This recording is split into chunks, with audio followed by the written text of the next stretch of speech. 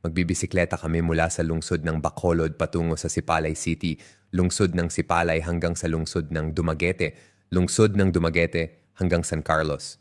Pagkatapos, sa wakas, mula sa San Carlos hanggang sa lungsod ng Bacolod, maaaring tanungin ng mga tao, bakit natin ito ginagawa? Baliw ba tayo? Mo na, eh! Siguro kaunti. So anyways, ngayon ay ang ikalawang araw ng Negros Loop. Nagbibisikleta sila mula Sipalay hanggang Dumaguete City. Iyon ay halos 180 kilometro. So let's go!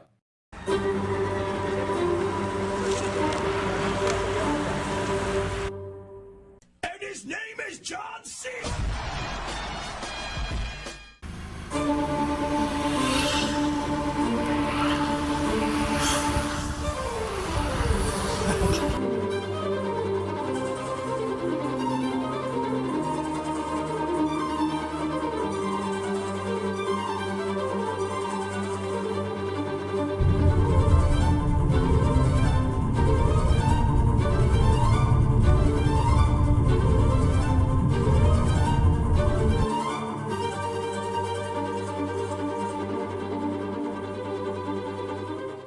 And then, umulan.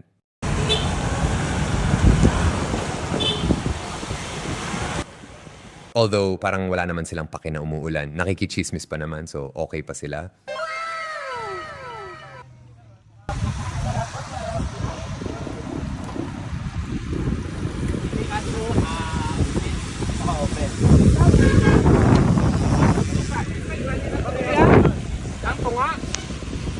Ayan, so balik muna tayo sa mga bike montage. Malapit na sila papuntang Dumaguete. Promise.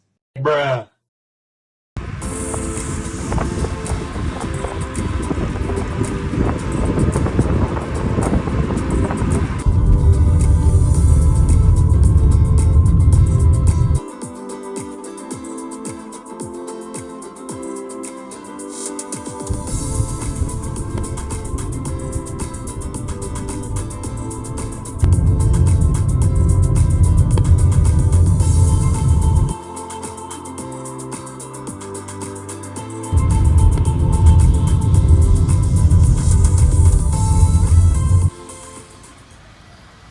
Oh my God! Wow!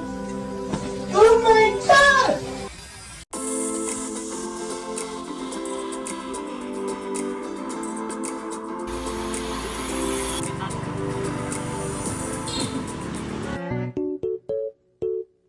Uhaw, siguro jersey niya.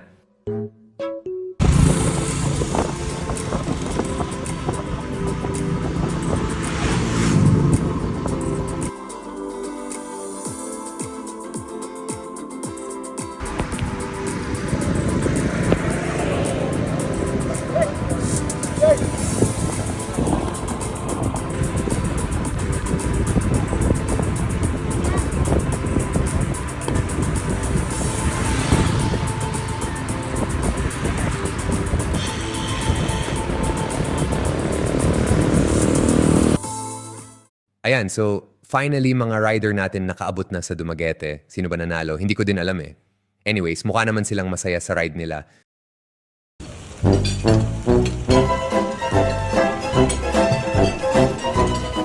Pansin nyo na hindi sila nagsasalita habang kumakain. Mukhang pagod na sila. Parang lipong na ang iba dyan. In order natin